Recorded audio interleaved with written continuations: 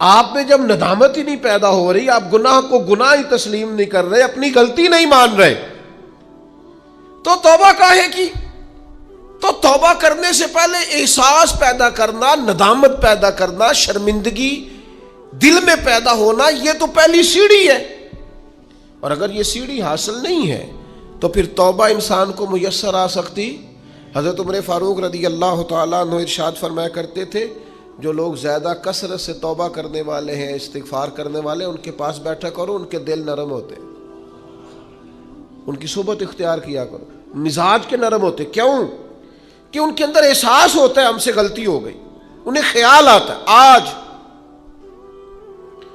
ہمارا سب سے بڑا مسئلہ یہ ہے کہ ہمیں احساس ہی نہیں اپنی غلطیوں کا۔ مومن کی شان یہ ہے کہ وہ رائی کے دانے کے برابر کبھی غلطی کرے تو اسے پہاڑ محسوس ہوتی ہے، اوہ مجھ سے تو بڑا گناہ ہو گیا۔ اور منافق کی علامت یہ ہوتی ہے کہ پہاڑ کے برابر گناہ کرتا ہے تو رائی سمجھتا ہے، کہتا ہے کچھ بھی نہیں، ساری دنیا نہیں کرتی، پھر کیا ہو گیا؟ ہو جاتا ہے انسان نہیں۔ مومن ڈرتا ہے، احساس ندامت ہر وقت اسے بے چین رکھتا ہے۔ اللہ کے بندے ہمیشہ ندامت کے ساتھ رہتے ہیں۔ دلوں میں احساس تو پیدا کرے، طبیعت تو ہو یار کہ مجھ سے غلطی ہوئی ہے۔ سیدہ عائشہ صدیقہ فرماتی ہیں، حضور نے فرمایا جو بندہ اعتراف کرتا ہے نا، مالک مجھ سے غلطی ہو گئی، اعتراف گناہ کر کے معافی مانگتا ہے، تاب اللہ علیہ، اللہ اس کی توبہ کو قبول فرما لیتا ہے۔ اعتراف ہی نہیں، ہم نے جرم کیا ہی کوئی نہیں، ہمارے اندر کوئی غلطی ہے ہی نہیں سرے سے۔ جب ہم یہ ماننے کو تیار نہیں تو پھر مجھے بتائیے معنی کیا ہوا؟ اور دوسری بات قرآن نے کہی، وَأَصْلَحُوا، پھر وہ اپنی اصلاح بھی کرے، پھر گناہ چھوڑ دے جس سے توبہ کی، پھر دوبارہ اس خطا کے پاس نہ جائے۔ پکا ارادہ تو کرے کہ آج کے بعد دوبارہ یہ جرم نہیں کرنا، لیکن توبہ بھی خوب کی، عمرہ بھی بہت کثرت سے کیا، وہاں جا کے بھی بڑی معافیاں مانگی، لیکن واپس آ کے وہ گناہ چھوڑا ہی نہیں۔ وہ جس غلطی کی توبہ کی تھی اس کی اصلاح ہی نہیں کی، اپنے آپ کو بدلا ہی نہیں۔ تو بھائی بچہ چھٹیاں کر کے آتا ہے، استاد کہتا ہے میں تمہیں کلاس میں نہیں رکھوں گا، یہاں سے نکل جاؤ، تو وہ طالب علم کہتا ہے کہ استاد جی آئندہ چھٹی نہیں کروں گا، آئندہ چھٹی مجھے معاف کر دیں، میں آئندہ غیر حاضری۔ یہ کیا ہے؟ یہ اس کی توبہ ہے۔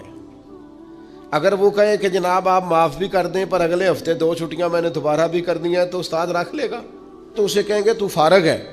وہ یقین دلاتا ہے، پھر اپنی اماں سے سفارش کراتا ہے، فون کراتا ہے، ابا جی کا فون کراتا ہے، گھر سے وہ کسی سفارشی کو لاتا ہے، کہتا ہے جناب یہ مہربانی کریں، یہ میں ان کو ساتھ لایا ہوں، میں آئندہ چھٹی، غلطی ہو گئی، بھول گیا تھا۔ وہ بار بار کہتا ہے جی آج کے بعد ہوا تو جو مرضی کر لیجئے گا، آج کے بعد اگر غلطی ہوئی تو پھر آپ جو مرضی فیصلہ کیجئے گا۔ یہ غلطی آئندہ نہ کرنے کا ارادہ توبہ ہے، لیکن ساری رات شب برات پہ رو کے سویرے ہی دکان کھولتے پہلا جھوٹ بول دینا اور کہنا میں توبہ کر کے آیا ہوں۔ تو حضرت ذوالنون مصری رحمت اللہ تعالیٰ علیہ فرماتے ہیں گناہ سے باز آئے بغیر توبہ کرنا جھوٹے لوگوں کا طریقہ ہے۔ یہ رب سے بھی جھوٹ بول کے آیا رات کو، اس کا پورا ارادہ نہیں تھا توبہ کا، اس لیے کہ گناہ چھوڑنے کا ارادہ ہی نہیں، باز آنے کا پروگرام ہی نہیں، اس کا استغفار، اس کی توبہ، یہ جملے تھے، یہ لفظ تھے، یہ زبان کی ادائیگی، قلب اور روح کے ساتھ اس نے توبہ نہیں کی۔ میرے بھائیوں، وقت ہمیں میسر آ رہا ہے، ارادہ کریں نا خطائیں چھوڑنے کا۔ اب کتنی دیر تک بہت سارے حالات بدل گئے، عمریں بڑھ گئیں، بات آگے نکل گئی۔ امام غزالی فرماتے ہیں جس کی عمر 40 سال ہو گئی اور ابھی بھی وہ گناہ سے باز نہیں آیا، اس کا مطلب یہ ہے کہ وہ اپنے لیے جہنم کا فیصلہ کر چکا ہے۔ معاذ اللہ، اس نے ارادہ کر لیا ہے کہ جانا ہی گویا دوزخ میں، اللہ کی نافرمانی پر کمر بستہ ہو گیا۔ تو دوسری شرط یہ ہے کہ ارادہ کیا جائے کہ میں آج کے بعد یہ والا عمل نہیں کروں گا۔ اور میں نے چھوٹے بچوں کو جو ابھی 15-18 سال کی عمر میں ہوتے ہیں، میں نے انہیں دیکھا ہے کہ وہ اساتذہ کو اور والدین کو کیسے مناتے ہیں۔ وہ اپنے بڑوں کو کیسے مناتے ہیں, وہ کیسے یقین دلاتے ہیں, کہتے ہیں آج کے بعد دوبارہ آپ مجھے یہ غلطی کرتے تو محسوس ہوتا ہے. پھر ان پر بڑے سخت ترین اساتذہ کو بھی رحم آتا ہے, کہتے ہیں یار کہہ تو رہا ہے, آخر بچہ ہے, چلو بھول گیا تھا, رکھ لو, خیال آ جاتا ہے. توبہ کے مسئلے میں ہمارے علماء نے یہ لکھی ہے کہ گناہ جس طرح لوگ ڈٹ کے کرتے ہیں اور ڈھٹائی سے کرتے ہیں, تو توبہ والے معاملے میں بندے کو ذرا ڈٹنا چاہیے, کچھ دن اسے پریکٹس تو کرنی چاہیے, جد و جہد تو کرنی چاہیے, کوشش تو کرنی چاہیے. اللہ کہتا ہے تو ہمت کر, رب تیری مدد فرمائے. ان الذین قالوا ربنا اللہ ثم استقاموا تتنزل علیہم الملائکہ, جو کہے گا اللہ میرا رب ہے پھر ڈٹ جائے گا, اس کی مدد کے لیے اللہ فرشتے بھی نازل فرما دے گا. استقامت کا تھوڑا مزاج ہو, تھوڑی طبیعت ہو کہ ہم نے استقامت اختیار کرنی ہے, ڈٹنا ہے. تھوڑا توبہ کے بعد تھوڑا ارادہ کرنا ہے کہ یار نہیں, اب میں نے اس طرف نہیں جانا, اب میرا ارادہ بدل گیا, اب میں نے یہ کام. ایک صحابی تھے تو وہ فرماتے ہیں کہ میں توبہ کرنے سے پہلے ایک خاتون کے ہاں آیا جایا کرتا تھا, پھر اللہ نے مجھے توفیق دی, میں توبہ کر گیا اور کلمہ پڑھ گیا, اور جب میں حضور کی بارگاہ سے ہو کے واپس آ رہا تھا تو وہ رستے میں مجھے آوازیں دے رہی تھی, لیکن جب میں نظریں جھکا کے اس کے پاس سے گزر گیا تو مجھے کہنے لگی تم وہی نہیں ہو. تو میں نے کہا نہیں, اب تو میں توبہ کر کے آیا, اب تو میں اللہ کا بندہ بن کے آیا. حضرت حبیب اجمی رحمۃ اللہ تعالی علیہ, اللہ نے مجھے توفیق دی, میں ان کے مزار پہ بھی حاضر ہوا. بغداد معلیٰ میں ان کا مزار ہے, اور میں ان کے نا قبر کی پیروں کی جانب کھڑے ہو کے نا تو ان کے کچھ اقوال ان کو سنا رہا تھا, ان کے کچھ اقوال ان کو سنا رہا تھا. حضرت حبیب اجمی رحمۃ اللہ علیہ سود کا کام کرتے تھے. دعا کریں اللہ ہم سب کو محفوظ کرے, آمین تو کہیں اللہ ہم سب کو. اب لوگوں نے بغلوں میں فتوے بھی رکھ لیے ہیں.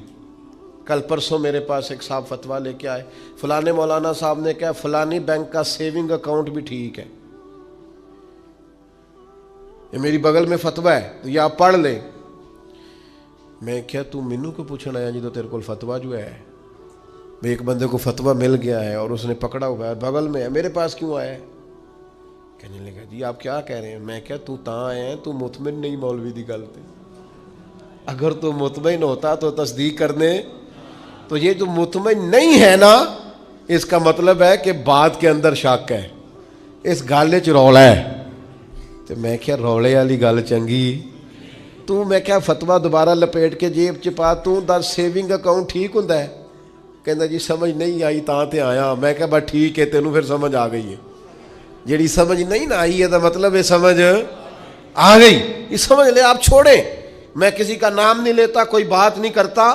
میں آپ کو بخاری کی حدیث سناتا ہوں. نبی پاک علیہ السلام نے فرمایا ایک حلال ہے وہ بھی واضح, ایک حرام ہے وہ بھی واضح ہے, ایک میں شک ہے کہ پتہ نہیں حلال ہے کہ پتہ نہیں حرام ہے. میرے کریم محبوب نے فرمایا تم نے شک والی چیز سے بھی بچنا ہے, شک سے بھی تم نے بچنا ہے. اس لیے کہ مسلمان طیب اور طاہر کا قائل ہوتا ہے, وہ پاکیزہ مزاج ہوتا ہے, پاکیزگی کا قائل ہوتا ہے. بھائیو یہ بچیں, یہ رزق حرام اتنا نقصان کرتا ہے کہ انسان کا اللہ سے رشتہ کمزور کر دیتا ہے. لقمہ حرام سے پوری پرہیز, پوری زہر کی طرح اس سے پرہیز کریں, تیزاب کی طرح اس سے بچیں, تب جا کے انسان کی روحانی زندگی کچھ آگے بڑھنی شروع ہوتی ہے. توبہ سچی, اخلاص والی, سنورنے والی اور استقامت والی کہ میں نے پھر دوبارہ یہ عمل نہیں کرنا. اور عادتیں بدل جایا کرتی ہیں, عادتیں بدل. عادی تھے لوگ شراب کے, پر حضور نے فرمایا حرام ہے, تو پھر دوبارہ کوئی قریب بالکل جن چیزوں کی 100% کوئی منع کرنے والا نہیں تھا, ان کو اشاروں سے منع کیا میرے نبی پاک نے. تو یہ بندہ مومن کی شان ہوتی ہے, پھر وہ اتنے پکے ہوئے کہ دوبارہ ان چیزوں کے قریب تو توبہ کریں, لیکن پھر اس پر ڈٹیں. توبہ کے بعد کیا شرائط ہیں اور کیا ضروریات ہیں جس کے بعد وہ سمجھے کہ اب میں اس رستے کا مسافر بن گیا ہوں جو رستہ اللہ کی رضا کا رستہ ہے، حضور علیہ الصلاۃ والسلام کی اتباع اور پیروی کا رستہ ہے، وہ رستہ ہے جو جہنم سے بچا کے جنت کی طرف لے کر کے جائے گا۔ تو قرآن مجید نے سورہ نساء کے اندر توبہ کرنے والوں کی بابت ارشاد فرمایا کہ توبہ کرنے کے بعد والی زندگی کیسی ہو، توبہ کی شرائط کیا ہیں، توبہ کن بنیادوں پر ہے۔ کیا خالی توبہ توبہ پکار لینے سے، شب برات کی رات رو لینے سے، شب قدر کی رات آنسو بہا لینے سے اور اللہ کی بارگاہ میں 2 نفل ادا کر لینے سے توبہ مکمل ہو گئی؟ تو قرآن مجید نے یہاں توبہ کا ذکر فرمایا، اگرچہ پیچھے جو آیات ہیں اس میں تذکرہ منافقین کا ہو رہا ہے کہ منافق جہنم کے سب سے نچلے طبقے میں ہوں گے، لیکن فرمایا اگر وہ توبہ کر لیں تو توبہ کے بعد کیا کریں؟ فرمایا الا الذین تابوا، مگر وہ لوگ جو توبہ کر لیں، وَأَصْلَحُوا، اور پھر سنور جائیں، پھر اپنے آپ کو درست کریں، پھر اپنی تربیت کریں، پھر اپنی اصلاح کریں۔ اور کیسے کریں؟ وَاعْتَصَمُوا بِاللَّهِ، اللہ کی رسی کو مضبوطی سے تھام لیں،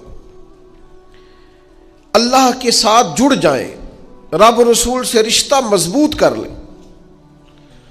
اور اس مضبوطی کا رنگ کیا ہوگا؟ فرمایا وَأَخْلَصُوا دِينَهُمْ لِلَّهِ، اپنا دین خالص اللہ کے لیے کر لیں، اس میں لوگوں کو دکھانے کا، اس میں دنیا داروں کو راضی کرنے کا، اس میں تصنع کا، بناوٹ کا کوئی شائبہ نہ۔ وَأَخْلَصُوا، خالص کر لیں اپنا دین، کس کے لیے؟ للہ، اللہ کے لیے اپنا دین خالص کر لیں۔ یہ شرائط بتائی جا رہی ہیں، توبہ کے بعد کی زندگی بتائی جا رہی ہے۔ ایک توبہ کریں، پھر اپنی اصلاح کریں، اپنی تربیت کریں، اپنے اندر سے کمزوریاں دور کریں۔ وَاعْتَصَمُوا بِاللَّهِ، اللہ کی رسی کو مضبوطی سے تھام لیں۔ اور پھر ارشاد فرمایا کہ وَأَخْلَصُوا دِينَهُمْ لِلَّهِ، اپنا دین خالص کریں اللہ کے لیے۔ جو بھی کام کریں، تھوڑا کریں، زیادہ کریں، کم کریں، کثیر کریں، محض رضا الہی کے لیے کریں، اس میں یہ دنیا داری کا شائبہ نہ ہو۔ میں کیسے آپ کو عرض کروں کہ بہت سارے دینی کام بھی لوگ دنیا داری کے لیے کرتے ہیں، بہت ساری محفلیں، مجالس بھی اپنا نام اونچا کرنے کے لیے ہوتی، بہت سارے کاموں سے مقصود یہ ہوتا ہے کہ چلو اس طرح نہیں تو اس طرح ہی میرا قد اونچا ہو جائے گا۔ وَأَخْلَصُوا دِينَهُمْ لِلَّهِ، خالص ہو جاؤ، خالص ہو جاؤ۔ نبی کریم صلی اللہ تعالی علیہ وسلم نے فرمایا تو مخلص ہو جا، تیرا تھوڑا عمل ہی تجھے کفایت کر جائے گا، تھوڑا عمل ہی زیادہ ہو جائے گا، اللہ تعالیٰ فضل کر دے گا، پر شرط یہ ہے کہ تو مخلص ہو، خالص ہو جا۔ فرمایا جب یہ چیزیں تیرے اندر پیدا ہو جائیں گی فَأُولَٰئِکَ مَعَ الْمُؤْمِنِينَ، تو پھر اللہ تعالیٰ انہیں مومنوں کے ساتھ شامل فرما لے۔ میں کہہ چکا ہوں بات تو پیچھے منافقین کی ہو رہی ہے، لیکن یہاں صوفیاء نے باریک نقطہ بیان کیا۔ فرمایا جب تو توبہ کرے گا، جب تو اپنی اصلاح کرے گا، جب تو اللہ کی رسی مضبوطی سے تھام لے گا، جب تو اپنا دین اللہ کے لیے خالص کر لے گا، پھر اللہ تجھے اپنے کامل بندوں میں شامل فرما لے، پھر تو کاملین میں آ جائے گا۔ مومن جو کامل ہوتے ہیں ان کی صفوں میں اللہ تجھے کھڑا کرے گا۔ وَسَوْفَ يُؤْتِ اللَّهُ الْمُؤْمِنِينَ أَجْرًا عَظِيمًا، اور فرمایا ان قریب اللہ مومنوں کو بڑا ہی اجر عطا فرمانے والا ہے۔ کہ جن بندوں میں تمہیں شامل کیا جائے گا ان قریب تم دیکھو گے اللہ انہیں بڑا اجر عطا کرنے والا ہے۔ اور جو اگلی آیت ہے نا، دل میں ہو دھڑکن، دل مردہ نہ ہو، ضمیر زندہ ہو، تو یہ جو اگلی آیت ہے نا قرآن مجید کی، سورہ نساء کی اور 5ویں پارے کی آخری آیت، یہ عجیب اللہ کے انداز کریمانہ کا پتہ دیتی ہے۔ یہ بڑے انوکھے انداز میں بندہ مومن سے خطاب کرتی ہے، یہ بڑے انوکھے انداز سے کافر کو، منافق کو بھی سمجھاتی ہے۔ یہ کس طرح کھول کر ایک نیا رنگ قرآن مجید اپنے پڑھنے، سننے، سمجھنے والوں کے دلوں میں پیدا کرتا ہے۔ اللہ کریم نے ارشاد فرمایا ما یفعل اللہ بعذابکم، فرمایا اللہ تمہیں عذاب دے کے کیا کرے گا۔ اللہ تمہیں عذاب دے کے اوہو قربان جائے، مالک چاہتا نہیں کہ تمہیں، اللہ تمہیں عذاب دے کے کیا کرے گا؟ ان شکرتم و آمنتم، اگر تم شکر ادا کرو اور ایمان لے آؤ، اگر تم شکر گزار بندے بن جاؤ، مومن بندے بن جاؤ، تو اللہ تمہیں عذاب دے کے کیا کرے گا؟ رب تمہیں عذاب دینا چاہتا نہیں ہے، وہ کرم کرنا چاہتا ہے، وہ عطائیں کرنا چاہتا ہے۔ دو ہی مطالبے ہیں، ایک یہ کہ اس کے شکر گزار بنو، اور ایک یہ کہ مومن کامل بنو۔ کامل ایمان ہو اور مزاج شکر والا ہو تو رب کہتا ہے او اللہ تمہیں عذاب دے کے کیا کرے گا؟ اس کی رضا نہیں ہے کہ تم چھلانگے لگاتے ہو، عذاب کی طرف بڑھتے ہو۔ پوچھ لے ویسے دائیں بائیں کسی سے، پوچھ لے ویسے اپنے آپ سے کہ دل شاکر ہے، اللہ کی رضا پہ راضی ہے؟ جہاں مالک نے رکھا ہوا ہے وہاں لوگ خوش ہیں۔ ہمارے مزاجوں سے تو حال میں مزید کی طلب ہی نہیں جاتی، یہ کوئی نہیں وہ کوئی نہیں، یہاں پریشانی وہاں دکھ یہاں آزمائش، ہر وقت کے شکوے، ہر وقت کی پریشانیاں، ہر وقت کی آزمائشیں ہم نے اوڑھ رکھی ہیں۔ فرمایا اللہ تمہیں عذاب دے کے کیا کرے گا؟ اگر تم شکر کرو، اگر تم ایمان لاؤ۔ اور مزے کی بات دیکھو، شکر اتنی بڑی نعمت ہے کہ ایمان کا ذکر بظاہر بعد میں کیا، شکر کا پہلے کیا ہے۔ اور یہاں علماء نے لکھا ہے کامل مومن بھی وہی ہوتا ہے جو رب کا شکر گزار ہوتا ہے، جس کے مزاج میں شکر کوئی نہیں نا، اس کو ایمان کی وہ خاص لذت بھی نصیب نہیں ہوتی۔ اور آگے پتہ کیا ارشاد فرما، وہ تمہیں عذاب دے کے کیا کرے گا اگر تم شکر کرو اور ایمان لے آؤ۔ وَقَانَ اللَّهُ شَاكِرًا عَلِيمًا، اللہ تو قدر کرنے والا ہے، اللہ تو قدردان ہے، اللہ تعالیٰ تو صلہ دینے والا ہے، اور علیمہ وہ جاننے والا ہے تمہارے دلوں میں کیا ہے۔ تم اگر شکر کر لو، تم اگر ایمان لے آؤ تو اللہ تمہیں عذاب دے کے۔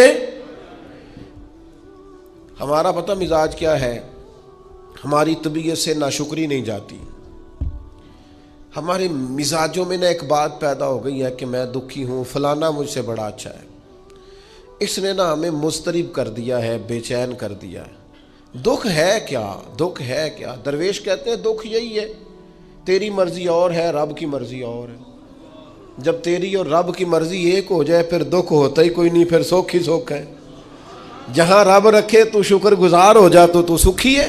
دکھ یہ ہے کہ تو کہتا ہے جو اللہ نے کیا ہے شاید معاذ اللہ وہ ٹھیک یہ ہونا چاہیے تھا۔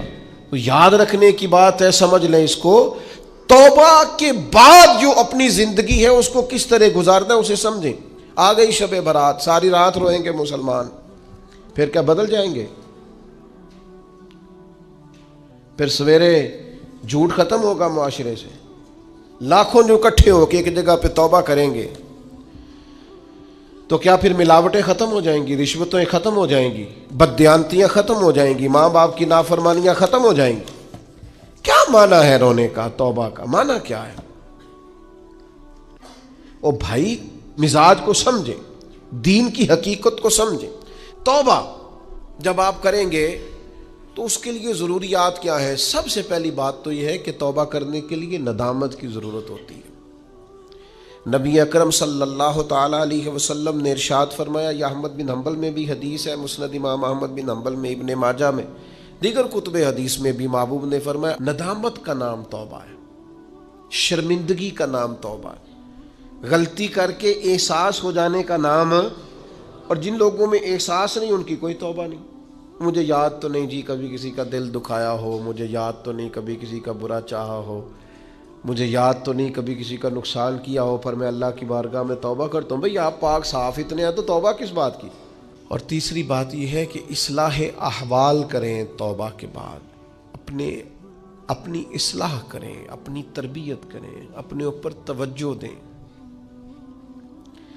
ڈاکٹر دو قسم کے چارٹ دیتے ہیں مریض کو، ایک یہ کہ یہ چیزیں نہیں کھانی، اور ایک یہ کہ یہ والی آپ نے کھانی، یہ آپ کے لیے۔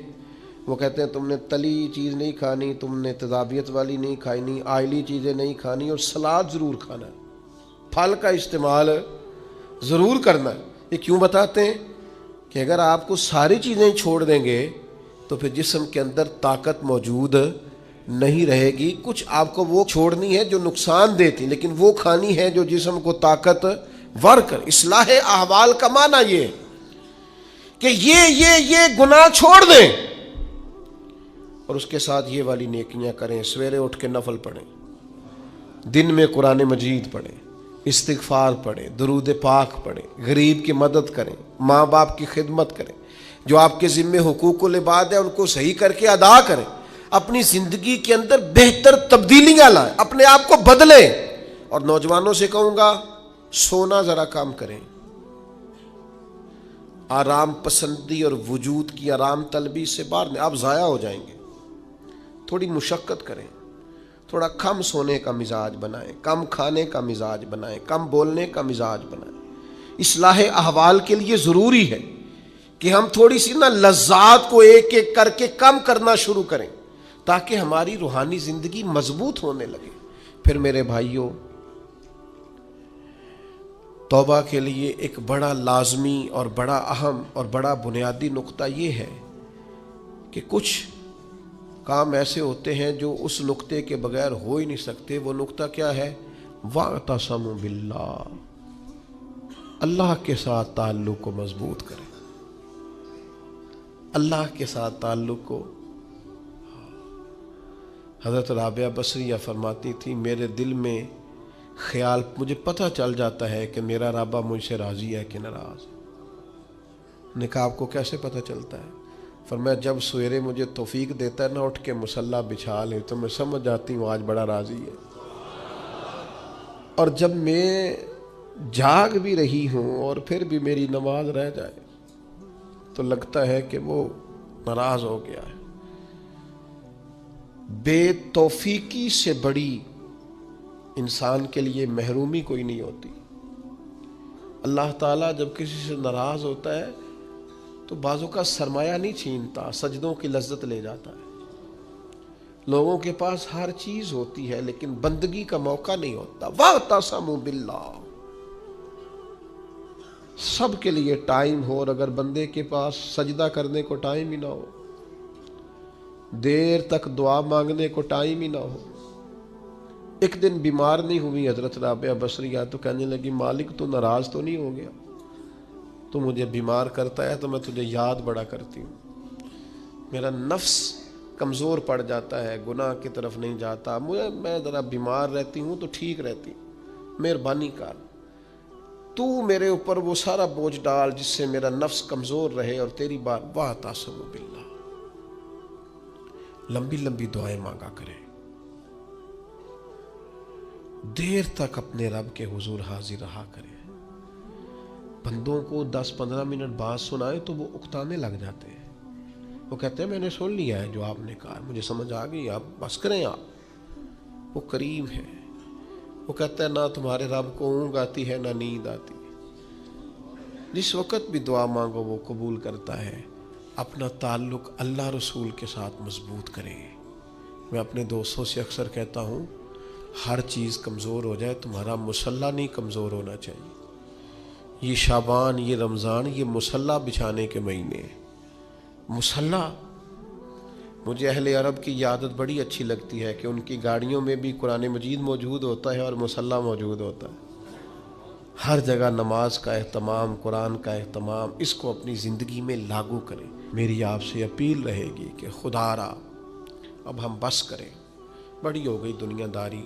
اور یہ جو ہم نے چاروں جانب جال بچھایا ہوا ہے نا، اس کو بھی راضی رکھا ہوا ہے، اس کو بھی راضی رکھا ہوا ہے، اس سے بھی تعلق بنا ہوا ہے. یہ بڑا کمزور جال ہے، 1 منٹ میں ٹوٹ جائے گا. لوگ کوئی نہیں لمبا چلتے کسی کے ساتھ، آرزویں بدل جاتی ہیں، تعلقات بدل جاتے ہیں، کچھ بھی نہیں ہوتا، کوئی نہیں لمبا چلتے. میں ایک جگہ بیان کرنے کے لیے گیا تو میں رو پڑا.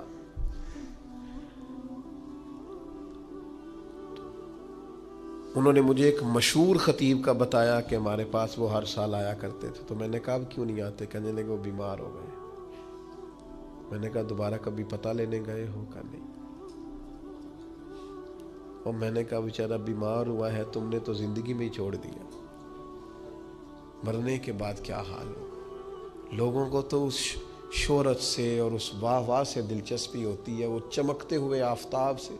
कभी सूरज डूब जाए तो कोई याद करता है उसे, कभी चांद चला जाए तो कोई याद करता है। ओ पईयां दिस दियां कबरां जिन्हां ते फुल पे, उधरों कोई नहीं जे आमदा ते इधरों लखां गए। एक बुजुर्ग अपने बेटे के साथ कब्रिस्तान गए तो एक पुरानी कब्र पे बैठ गए और बैठ के रोना शुरू कर दिया। पुरानी कब्र थी, टूटी हुई थी। कहने लगा अब्बा जी क्या हुआ, आप क्यों रो रहे हैं? तो बुजुर्ग थे ना, अहले मार्फत में से थे। कहने लगे पुत्र कुछ नहीं ना, तो 25 साल से मैं आ रहा हूँ, इस कब्र पर मैंने कभी मिट्टी डली हुई नहीं देखी, इस पर कभी किसी को फूल डालते नहीं देखा, कभी नहीं देखा कोई इस कब्र के पैरों की जानिब खड़ा होकर फातिहा पढ़ रहा, कभी नहीं देखा। तो यहाँ आया हो तो लोग तो कहने लगे 20-25 साल तो मुझे बीत गए। उनका बेटा मुझे बताने लगा कि अब्बा जी बड़ा रोए। वालिद साहब कहने लगे कि पता नहीं हमारे साथ क्या होने वाला है, आते ही नहीं लोग, भूल गए। आप चले जाएं कब्रिस्तान में, कई कब्रें शिकवा करेंगी कि कोई नहीं आया, ज़माना बर मज़ारे माँ गरीबा। ये जहांगीर की कब्र पे लिखा है कि मैं गरीब हूँ, मेरी कब्र पे तो बुलबुल भी कोई नहीं आती, कोई बुलबुल ही गीत सुना जाए आके, कोई परवाना ही नहीं आता। लेकिन बादशाहां ना अमीरां दे दीवे बल दे सदा फ़कीरां दे। वो हज़रत पीर मेर अली शाह पाक पतन गए तो नारे बड़े लग रहे थे बाबा साहब के, तो कहा ये क्या है? फरमाया कुरान सच्चा हो रहा है। रब ने कहा था फ़ज़्कुरूनी अज़्कुरुकुम, मुझे याद करना मैं तुम्हें याद करूँ। फरीद ने सारी ज़िंदगी अल्लाह अल्लाह की है, अब दुनिया देखो उनको याद कर रही। तो मेरे भाइयों हमने तौबा करनी है, लेकिन फिर संवरना है, फिर इखलास पैदा करना है, फिर अल्लाह से जुड़ना है, फिर अपने मामलात को दुरुस्त करना है। अल्लाह ताला हमें समझने की तौफीक दे। अज़ियत दी जाती है, तकलीफ़ दी जाती है, आजमाइश में मुब्तला किया जाता है। किसी शख्स को ईज़ा पहुँचाना, अज़ियत देना सुहाने रूह बन जाता है इंसान के लिए ये जुमला।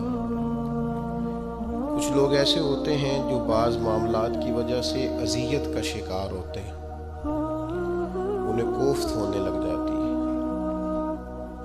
उसका नतीजा ये निकलता है कि आसाबी और ज़हनी थकावट का लोग शिकार होने लगते हैं।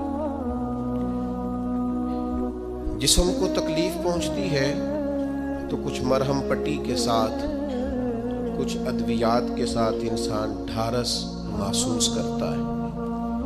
लेकिन अगर तकालीफ ज़हनी हो जाए, अमराज कल्बी हो जाए, चीज़ें इंसान के बातन को परेशान करने लगें तो उनका इलाज अद्वियात से हो नहीं पाता।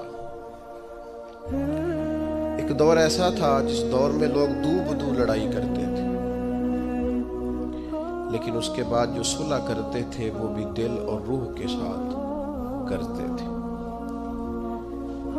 अब ये ज़माना आया है कि लड़ाई दू बदू नहीं रही, बल्कि साजिश होती है, गीबत होती है, बोहतान लगाए जाते हैं, शख्सियात को डैमेज करने के लिए झूठ घड़े जाते हैं, सोसाइटी के अंदर लोगों को बदनाम करने के लिए गलत बातों को प्रमोट किया जाता है, ज़हनी अज़ियत देने की कोशिश की जाती है। ये बड़ा तकलीफ दे मरहला है।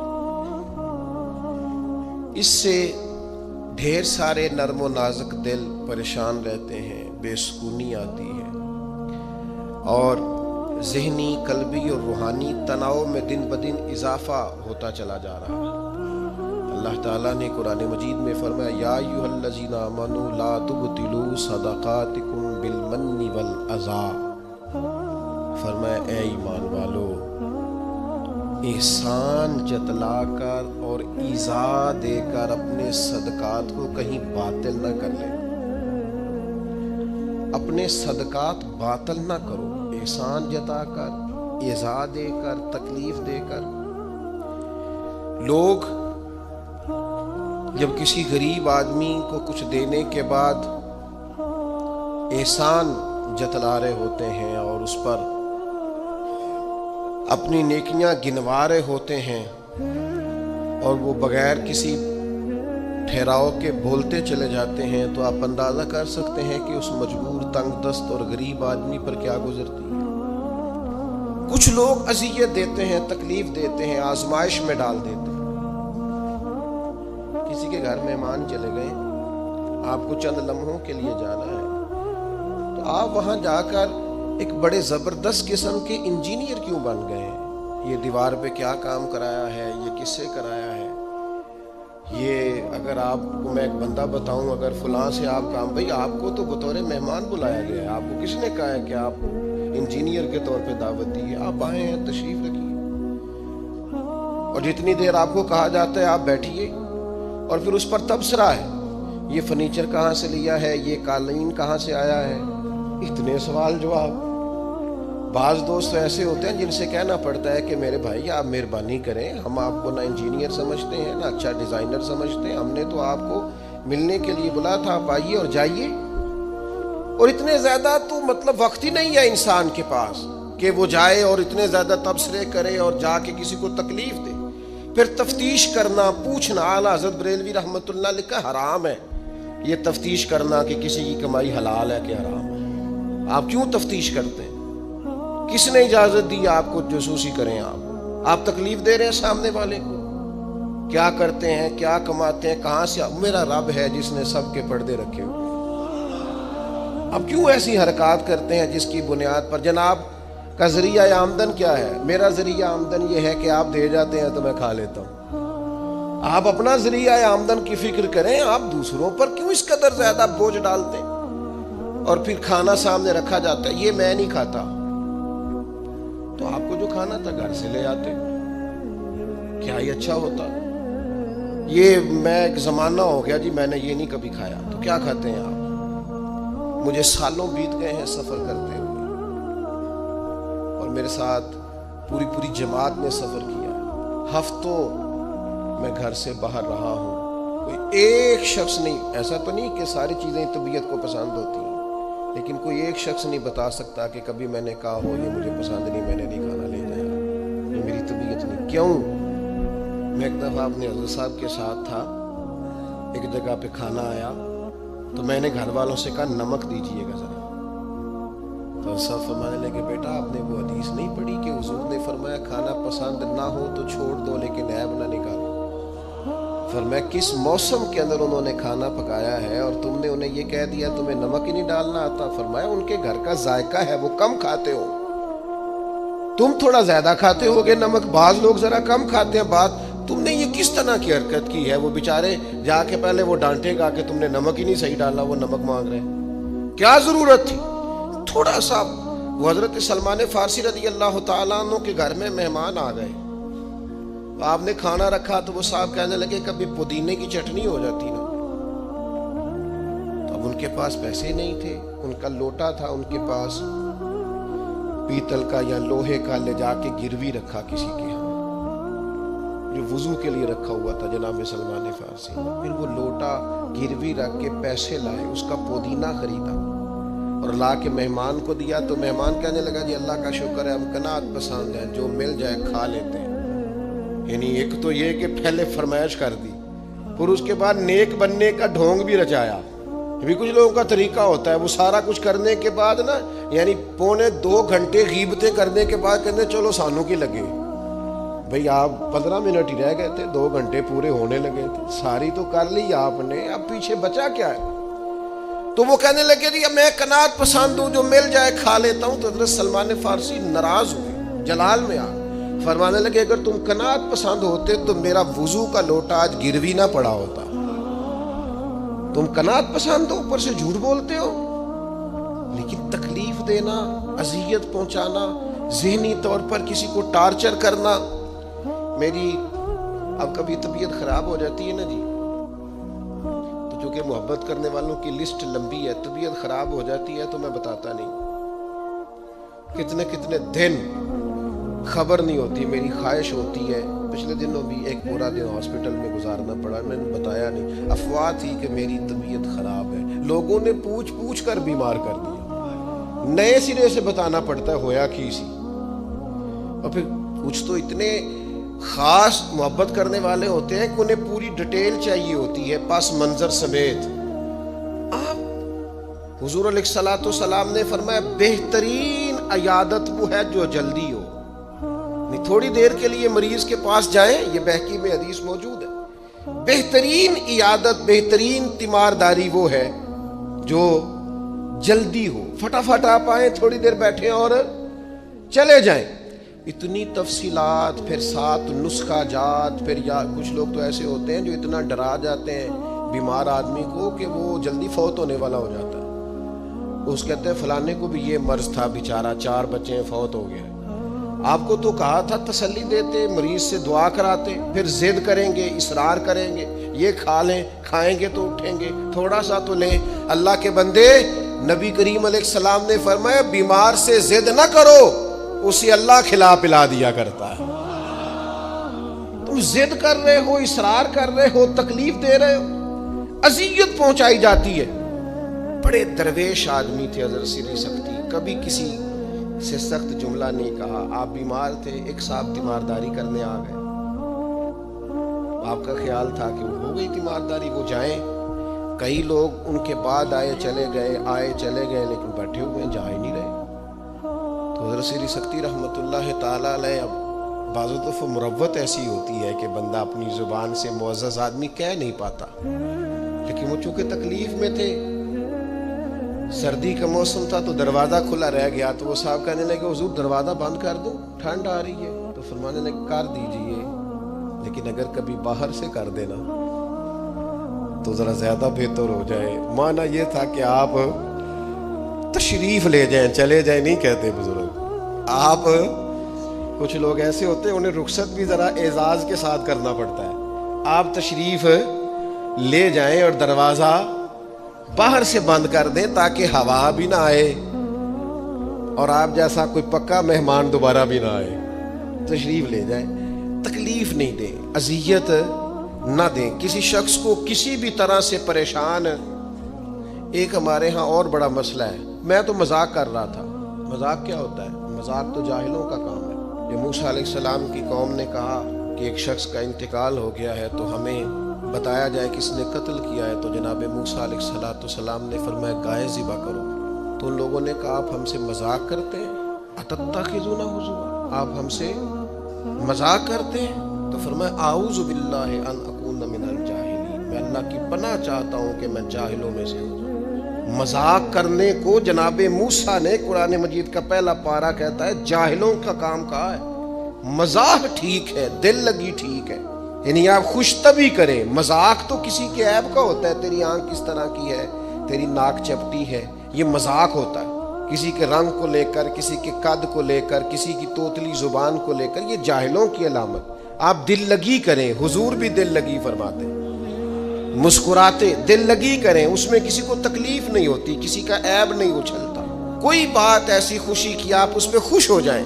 لیکن آپ یہ جو رویے ہمارے ہاں پائے جاتے ہیں یہ مذاق ہے، اور مذاق شریعت میں جاہلوں کی علامت ہے. حضور فرماتے ہیں قیامت والے دن وہ لوگ جو لوگوں کا مذاق اڑاتے تھے، تکلیف دیتے تھے، قیامت والے دن ان کے ساتھ یہ معاملہ ہوگا کہ جنت کا دروازہ ان کے لیے کھولا جائے گا، پھر بند کر دیا جائے گا، پھر کھولا جائے گا، پھر بند کر دیا جائے گا، پھر کھولا جائے گا اور پھر دوبارہ. وہ کہیں گے یہ کیا ہو رہا ہے؟ تو انہیں کہا جائے گا تمہارے اس مذاق کی تمہیں سزا دی جا رہی ہے جو دنیا میں تم اللہ کے بندوں کے ساتھ کرتے تھے. تکلیف دیتے ہیں لوگ، لیکن ہمارے ہاں تکلیف دینے والے ایک منٹ کا بھی وقفہ کرنے کو تیار نہیں ہوتے. اللہ کے پیارے رسول صلی اللہ تعالی علیہ وسلم نے 3 لوگوں کے بارے میں ارشاد فرمائی یہ جنت میں نہیں جائیں گے.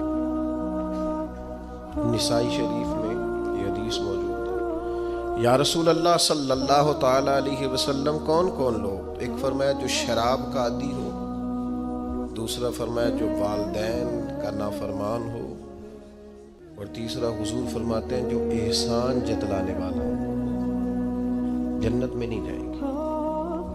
نیکی کی ہے اب تو بھول جا، اور نیکی کی ہے تو اسے محض اپنے رب کی رضا کے حصول کا ذریعہ سمجھ. تو احسان جتلا رہا ہے، یہاں تک کہ والدین کے ساتھ، بہن بھائیوں کے ساتھ، دوست احباب کے ساتھ، قریبیوں کے ساتھ نیکی کر کے بھی لوگ احسان جتلاتے ہیں، ضائع ہو جاتی ہے نیکی۔ یعنی عجیب بات ہے نا، حضور فرماتے ہیں احسان جتلانے والا جنت میں نہیں جائے گا، یعنی نیکی کر کے دوزخ خرید لی، احسان کر کے، خرچ کر کے اپنے لیے جہنم کٹھی کر لی۔ کیوں؟ احسان جتلایا، اس نے بتلایا ہے۔ یوں تو ہر ایک کو شیطان سے ڈر لگتا ہے، اور مجھ کو اس دور کے انسان سے ڈر لگتا ہے، اور جس کی ہر بات میں پوشیدہ ہو نشتر کی چبھن۔ شاعر کا تخیل دیکھیے، نشتر کی چبھن، جس کی ہر بات میں پوشیدہ ہو نشتر کی چبھن، ایسے ہر صاحب احسان سے ڈر لگتا ہے۔ اس طرح کے احسان کرنے والوں سے خوف آتا ہے کہ اللہ بچا ان سے۔ یہ کچھ سال پہلے کی بات ہے، آپ کو پتہ ہے ہمارے یہاں اپریل فول بھی منایا جاتا ہے، جھوٹ بولنے کا دن۔ ایک صاحب تھے بیچارے ہارٹ پیشنٹ، ایک پنجاب کا ہی واقعہ ہے، تو ان کو فون کر دیا کہ تمہارا بھائی ایکسیڈنٹ میں فوت ہو گیا، کسی نے مذاق کیا۔ تو بیچارے ہارٹ پیشنٹ تھے، خبر سن کے ان کو پھر ہارٹ اٹیک ہوا، اللہ کو پیارے، اور بعد میں پتہ چلا کہ کسی نے مذاق کیا، بھائی تو بالکل ٹھیک ٹھاک، آپ کے ایک مذاق نے کسی کی جان لے لی، گھر اجڑ گیا، عورت بیوہ ہو گئی، بچے یتیم ہو گئے، اور آپ مذاق کر رہے تھے، تکلیف دے رہے تھے، آپ آزمائش میں مبتلا کر رہے تھے۔ میں نے ایسے طلباء کو دیکھا ہے کالج میں، مدرسے میں، یونیورسٹی میں، اسکول میں، جو بیچارے کسی وجہ سے کمزور تھے، کوئی ایسا معاملہ تھا، ان کا اتنا مذاق اڑایا گیا کہ وہ بیچارے تعلیم چھوڑ کے چلے گئے، گزارا نہیں ہو سکتا۔ ہر آدمی مذاق اڑا رہا، اور بعض لوگوں کی غربت کا مذاق اڑایا جاتا ہے، ان کو کھاتا ہوا دیکھ کے مذاق کرنا، ان کا لباس دیکھ کے مذاق کرنا، ان کی سادہ پرانی اور دیسی گفتگو سن کے مذاق اڑانا۔ نتیجہ یہ نکلتا ہے کہ مایوس ہو جاتے ہیں لوگ، پریشان ہو جاتے ہیں۔ ایسا نہیں کریں، یہ تکلیف نہ دیں کسی مسلمان، اذیت میں مبتلا نہ کریں، ذہنی طور پر ٹارچر نہ کریں، آپ کوئی ایسا کام نہ کریں جس سے بار بار آزمائش ہو۔ کچھ لوگ زندگی میں گناہ کرتے ہیں، اللہ معاف کرے، غلطیاں ہو جاتی ہیں، پھر وہ لوگ توبہ کر لیتے ہیں، اور یہ توبہ اللہ کو اتنی پسند ہے کہ حضور فرماتے ہیں کسی کا اونٹ مال سمیت غائب ہو جائے اور وہ شخص ڈھونڈ ڈھونڈ کے تھک جائے اور مایوس ہو جائے، اور پھر وہ اونٹ اسے مل جائے، اسے اتنی خوشی نہیں ہوتی جتنی بندہ مومن کی توبہ پر رب کریم کو خوشی ہوتی ہے۔ کتنا بڑا انعام ہے۔ حضور فرماتے ہیں ہر شخص خطا کار ہے، پر بہترین خطا کار وہ ہے جو توبہ کرتا ہے خطا کار پر بہترین خطا کار۔ کیا بات ہے اس کی خطا کی، جو خطا کرتے ہی رو پڑا ہے، اللہ کے حضور توبہ کر رہا ہے، لیکن لوگ مذاق اڑاتے ہیں لوگوں کے گناہوں کا۔ وہ توبہ کر چکے ہیں، وہ چھوڑ چکے ہیں، وہ اس راہ سے ہٹ چکے ہیں، لیکن مذاق کرنا، مذاق اڑانا، تکلیف دینا، اذیت میں مبتلا کرنا۔ حضور علیہ الصلوۃ والسلام نے فرمایا کسی شخص سے کبھی کوئی گناہ کیا، پھر اس نے توبہ کر لی، فرمایا جس نے دوبارہ اسے اس کا گناہ یاد کرایا، اللہ یاد کرانے والے کو سزا دے گا، مرنے سے پہلے پہلے یہ اس گناہ کے اندر مبتلا ہو جائے۔ مسلم شریف میں موجود ہے، اس کو سزا ملے۔ تو ٹارچر نہیں کریں، تکلیف نہیں دیں، ذہنی طور پر لوگوں کو اذیت میں مبتلا نہ کریں۔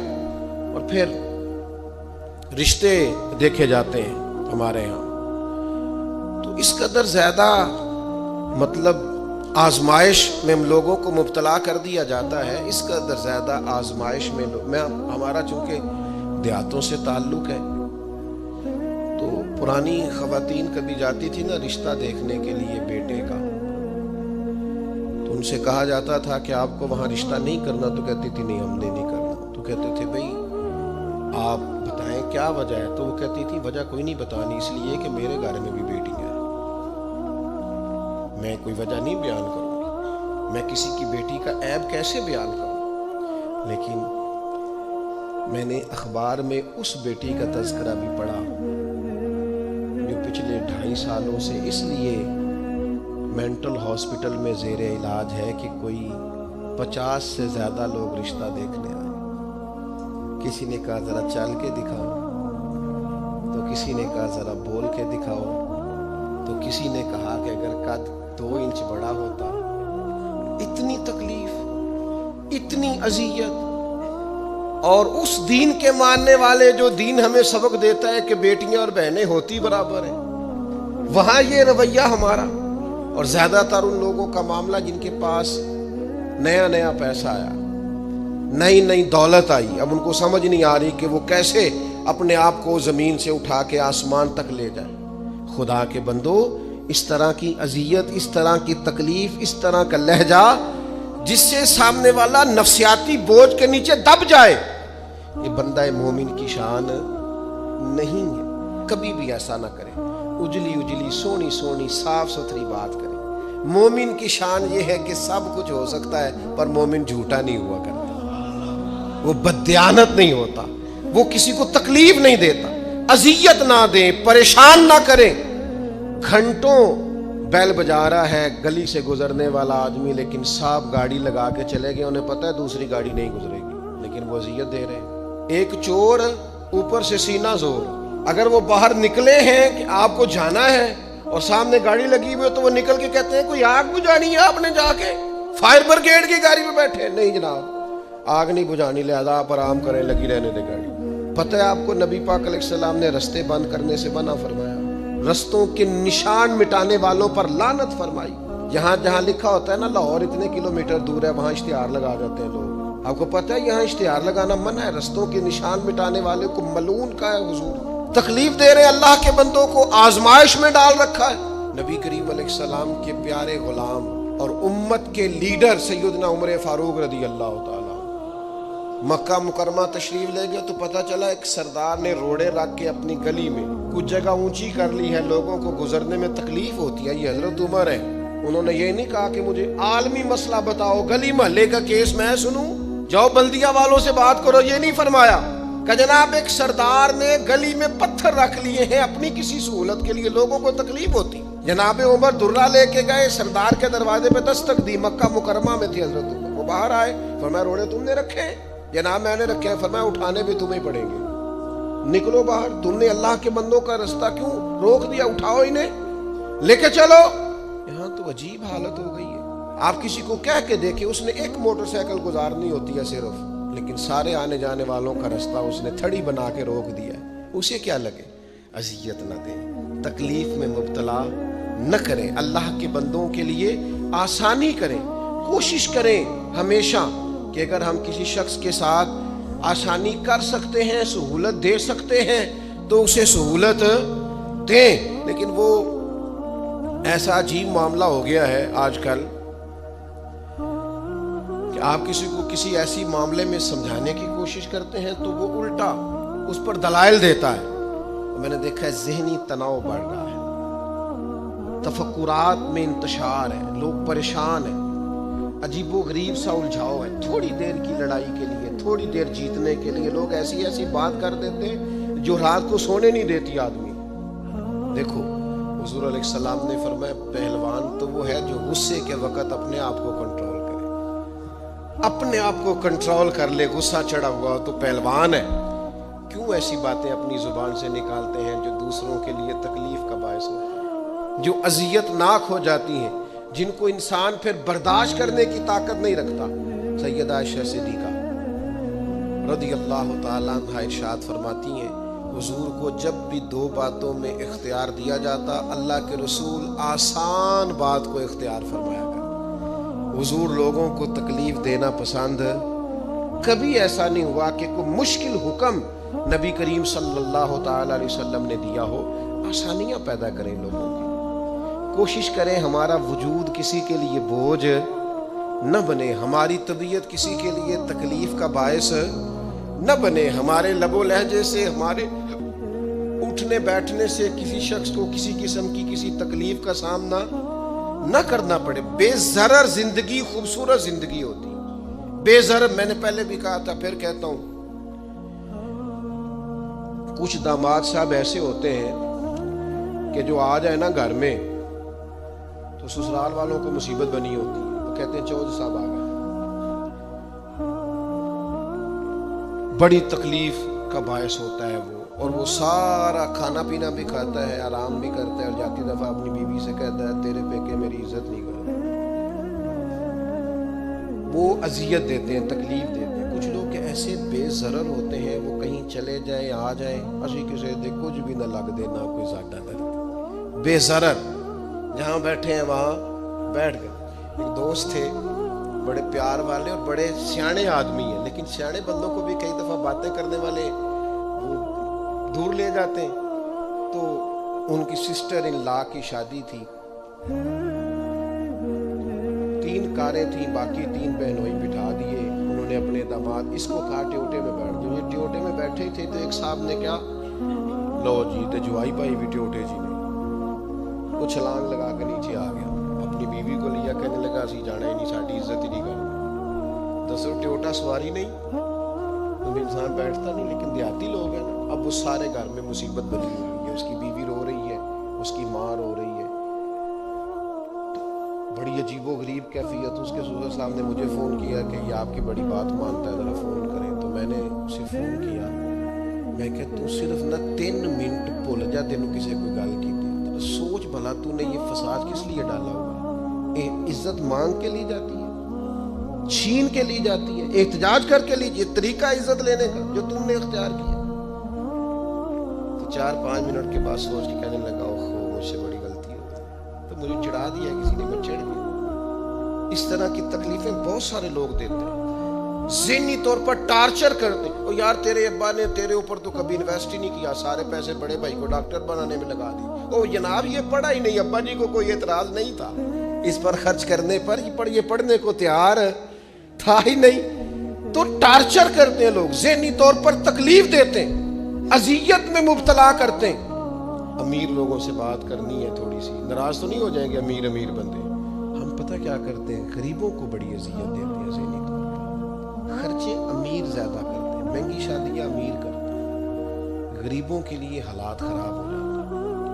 نبی رحمت صلی اللہ تعالی علیہ وآلہ وسلم نے نا ولیمے پر ضرور جانے کا کہا ہے, اور ولیمہ ضرور کرنے کا کہا ہے. اور حضور نے پتہ کیا فرمایا, فرمایا وہ بدترین ولیمہ ہے جس میں اسے بلایا جائے جو آنا نہیں چاہتا, اور اسے نہ بلایا جائے جو آنا چاہتا ہے. یعنی جو غریب آدمی, سادہ آدمی دعوت قبول کرے گا اسے دعوت نہیں دی جاتی. لیکن کسی بڑے آدمی کے پاس وقت لے کے کارڈ لے کے پہنچتا, جناب 10 منٹ کے لیے آ جائے, یہ بدترین. اور ایک اور حدیث میں فرمایا حضور نے کہ وہ بدترین دعوت ہے اس میں صرف امیروں کو بلایا جائے اور غریبوں کو. ہمارے ایک دوست ہیں میرج ہال والے, تو مجھے کہنے لگے کہ کھانا جب ہم دیتے ہیں نا ہال میں, تو اگر بارات کسی دیہات سے آنے والی ہو نا, گاؤں کے لوگ ہو, تو ہم کھانا تھوڑا زیادہ رکھتے ہیں. لیکن اگر شہر کے امیر لوگ ہو تو کھانا تھوڑا رکھتے ہیں, اس لیے کہ امیروں کی تو پرہیز ہی بہت زیادہ ہے, انہوں نے تو بڑے حساب کتاب سے کھانا ہے. غریب آدمی بیچارہ, اب غریب کو طلب ہوتی ہے, اسے روز گوشت نہیں ملتا, لیکن اس کے لیے ہم گنجائش دینے کو تیار نہیں ہیں. وہ بڑی خوبصورت مثال ہمارے استاد صاحب ہمیں سنایا کرتے تھے, کہتے تھے کہ غریب آدمی تھا, امیر دوست کی شادی میں چلا گیا, اور چلا اس طرح گیا کہ وہ نا ورکشاپ پہ کام کرتا تھا, تو وہیں سے فارغ ہوا تو اسی طرح کپڑے اس کے میلے کچیلے تھے, اس پہ گرد لگی ہوئی تھی. اب گھر جاتا تو دیر ہو جانی تھی, تو وہ بھاگ کے شادی میں چلا گیا. تو جو باہر کھڑا تھا نا آدمی, اسے اندر ہی نہیں داخل ہونے دیا. اس نے کہا جناب آپ کدھر آ گئے, یہ تو بڑے امیر رئیس اعظم کی شادی ہے. اس نے بڑی منت کی, بالآخر وہ رو پڑا, یار تیری مہربانی, میرا قریبی دوست ہے, مجھے تھا. اس نے کہا جناب آپ جا ہی نہیں سکتے, حالت تو دیکھیں اپنی. اب وہ دوڑا گیا, تیزی سے کپڑے بدل کے واپس آیا. شادی بالکل اینڈ پہ ہو چکی تھی. اب جب وہ سوٹ بوٹ اور وہ مایا شایا اور وہ جناب اس کا لباس بڑا حسین, تب اس کے لیے خود سے دروازہ کھولا گیا. وہ اندر گیا تو ساتھ رو رہا ہے, اور ساتھ وہ ڈونگا لے کے نا سالن والا برتن, تو اس میں کبھی اپنا کرتا ڈالتا ہے, کبھی اپنا بازو ڈالتا ہے کرتے کا. لوگوں نے کہا یہ کیا کر رہے ہو؟ کہنے لگا یہ میری تو دعوت نہیں ہے، تو کپڑوں کی دعوت ہے۔ اگر میری دعوت ہوتی تو میں تو پہلے بھی آیا تھا، اسی شکل و صورت کے ساتھ آیا، لیکن مجھے اندر گھسنے نہیں دیا۔ میری غربت نے کیا مجھ کو زمانے میں بدنام، تیری دولت نے تیرے عیب چھپا رکھے۔ تو یہ تو ان کپڑوں کی دعوت ہے، میرے کپڑے بہترین پہنے ہیں تو مجھے گھسنے دیا ہے، لہذا کپڑے ہی روٹی کھائیں گے۔ میں روٹی، ایسے ایسے کھانوں کے نام لیے جاتے ہیں جو غریبوں کے ہاں پکتے نہیں۔ انہیں کہا جاتا ہے فلاں پکانا آتا ہے، تو میں کئی دفعہ کہہ چکا ہوں، پھر کہتا ہوں، جب پیسے آتے ہیں تو عقل بھی آ ہی جاتی ہے۔ جب انسان کے گھر گاڑیاں آ جائیں تو چلانے کا طریقہ بھی آ ہی جاتا ہے۔ جب اس کے پاس مہنگا موبائل آ جائے تو اسے چلانے کا سلیقہ بھی آ ہی جاتا ہے۔ جتنے کار دانے ہو دے کملے بھی سیانے، اذیت نہ دے، تکلیف نہ دے، کبھی کسی شخص کا مذاق نہ اڑائے، کبھی کسی کا کوئی عیب نہ گنوائے، کبھی کسی کو اس کے خاندان کی وجہ سے تانا نہ دے، کبھی کسی شخص کو اس کے رنگ کی وجہ سے تکلیف نہ دے، کبھی کسی کی زبان کی لکنت کی وجہ سے اسے پریشان نہ کریں، کبھی کسی شخص کے قبیلے کے باعث اسے آر نہ دلائیں، کبھی تکلیف نہ دیں۔ ایک صحابی نے جب حضرت بلال حبشی سے کہا تھا نا، وہ حبشن کے بیٹے، تو نبی کریم نے فرمایا تمہارے اندر سے ابھی جاہلیت کی باتیں نہیں گئی؟ حبشن کا بیٹا کہتے ہو؟ کوئی عربی، کوئی اجمی، کوئی گورا، کوئی کالا، کسی کو کوئی فضیلت نہیں، الا بالتقوی، ان اکرمکم عند اللہ اتقاکم، اللہ کے نزدیک اس کی عزت ہے جو زیادہ پرہیزگار ہے۔ بھائیو، ذہنی طور پر لوگوں کو ٹارچر کرنا چھوڑ دیں، تکلیف دینی چھوڑ دیں، آزمائش میں ڈالنا چھوڑ دیں، پریشان کرنا چھوڑ دیں۔ ہم اس طرح کا رویہ کرتے ہیں بعض اوقات کہ جو انتہائی خوفناک ہوتا ہے، کربناک ہوتا ہے، دردناک ہوتا ہے۔ لوگ اپنی زبان سے کچھ کہہ تو نہیں پاتے، کمزور ہوتے ہیں، لیکن اللہ کے حضور جا کے روتے ہیں۔ اس وقت سے ڈریے جب کوئی ہماری شکایت رب کی بارگاہ میں لگائے، جب کوئی کچھ بگاڑ تو نہ سکے پر اللہ رسول کے حضور جا کے کہے کہ اس نے بڑا ستایا ہے، تکلیف دی ہے، اس اذیت سے لوگوں کو بچائیں۔